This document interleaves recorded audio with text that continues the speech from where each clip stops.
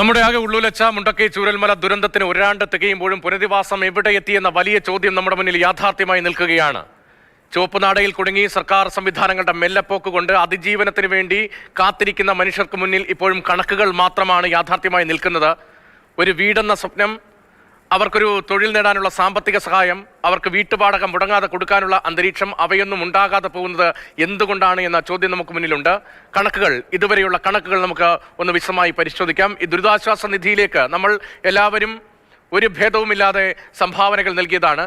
ദുരിതാശ്വാസ നിധിയിലേക്ക് ലഭിച്ചത് 772.11 കോടി രൂപയാണെന്ന് സർക്കാരിന്റെ കണക്കുകൾ തന്നെ വ്യക്തമാക്കുന്നുണ്ട്. ഈ പണം ഉപയോഗിച്ചാൽ തന്നെ ഈ ദുരന്ത നിവാരണ പ്രവർത്തനങ്ങളുടെ തുടർച്ചയായുള്ള പുനരധിവാസം വേഗത്തിൽ പൂർത്തീകരിക്കാൻ കഴിയുമായിരുന്നു. പക്ഷേ ഇതുവരെ ചെലവഴിച്ചതാകെ 91.74 കോടി രൂപയാണ് എന്ന് വരുമ്പോഴാണ് നമ്മുടെ ദുരിതാശ്വാസ പ്രവർത്തനങ്ങളുടെ തുടർച്ച എത്രത്തോളം ഫലപ്രദമല്ല മുന്നോട്ട് പോകുന്നത് എന്ന് വ്യക്തമാകുകയുള്ളൂ.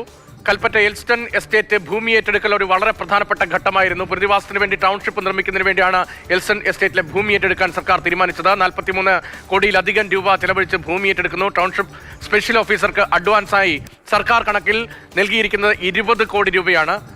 അതിന് പിന്നാലെ ടൗൺഷിപ്പ് ഗുണഭോക്തൃ പട്ടികയിൽ ഉൾപ്പെട്ട ശേഷം വീട് വേണ്ടെന്ന് വെച്ച കുടുംബങ്ങൾക്ക് മറ്റ് പല സന്നദ്ധ സംഘടനകളും വീട് വാഗ്ദാനം ചെയ്തിട്ടുണ്ട്, അങ്ങനെ നൽകുന്നുമൊക്കെയുണ്ട്. അവർക്ക് വേണ്ടി നൽകിയ തുകയുടെ കണക്കാണ് ഇപ്പോൾ സ്ക്രീനിൽ കാണുന്നത്. 13.91 കോടി രൂപയാണ് ഈ നിലയിൽ സർക്കാർ ഇതുവരെ ചെലവഴിച്ചത് എന്നതാണ് മനസ്സിലാക്കാൻ കഴിയുന്നത്.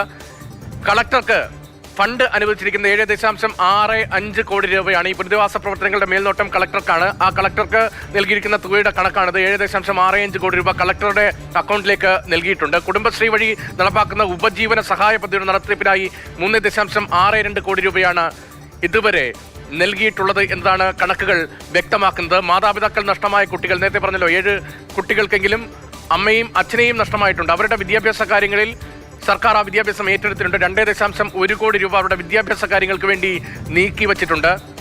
ദുരന്തബാധിതരുടെ വീട്ടുവാടക ഇനത്തിൽ 50 ലക്ഷം രൂപ ചെലവഴിച്ചു എന്നതാണ് ഒടുവിൽ പുറത്തുവരുന്ന സർക്കാർ കണക്കുകൾ സൂചിപ്പിക്കുന്നത്. ഈ കണക്കുകൾ ഇങ്ങനെ നമ്മുടെ മുന്നിൽ നിൽക്കുമ്പോഴും ദുരിതാശ്വാസ നിധിയിലേക്ക് എല്ലാവരും സംഭാവന നൽകിയിട്ടും കേന്ദ്ര സർക്കാർ പണം ഒരു പ്രശ്നമാകില്ല പുനരധിവാസത്തിന് എന്ന് പ്രധാനമന്ത്രി ഉൾപ്പെടെ നേരിട്ടെത്തി ഇവിടെ ഉറപ്പ് നൽകിയിട്ടും കേന്ദ്രം അനുവദിച്ചത് വായ്പ മാത്രമാണ്. സംസ്ഥാന സർക്കാർ ലഭിച്ച പണത്തിന്റെ നല്ലൊരു പങ്ക് പോലും ചെലവഴിക്കാൻ കഴിഞ്ഞിട്ടില്ല. എന്തുകൊണ്ടാണ് വീട് വെച്ച് നൽകുക എന്ന പ്രാഥമികമായ ലക്ഷ്യത്തിലേക്ക് വേഗത്തിൽ നമുക്ക് എത്താൻ കഴിയാത്ത പോകുന്നത്? അതിന് എന്തൊക്കെ തടസ്സങ്ങളാണുള്ളത്? ഈ പട്ടിക തയ്യാറാക്കുന്നതിൽ ഉണ്ടായ ഉൾപ്പെടെ ആദ്യഘട്ടത്തിലെ പാളിച്ച, പിന്നീട് ആ പ്രശ്നങ്ങൾ പരിഹരിച്ചു എന്നതാണ് അവിടെ നിന്ന് ജില്ലാ കളക്ടർ ഉൾപ്പെടെ പ്രതികരണങ്ങൾ പിന്നീട് വന്നത്, റവന്യൂ മന്ത്രിയുടെ പ്രതികരണങ്ങൾ വന്നത്. പക്ഷേ ഈ നടപടിക്രമങ്ങൾ ഇങ്ങനെ നീണ്ടു പോകുന്നത് എന്തുകൊണ്ടാണ് എന്ന വലിയ ചോദ്യമാണ് ഒരാണ്ട് തികയുമ്പോൾ നമ്മുടെ മുന്നിൽ നിൽക്കുന്നത്.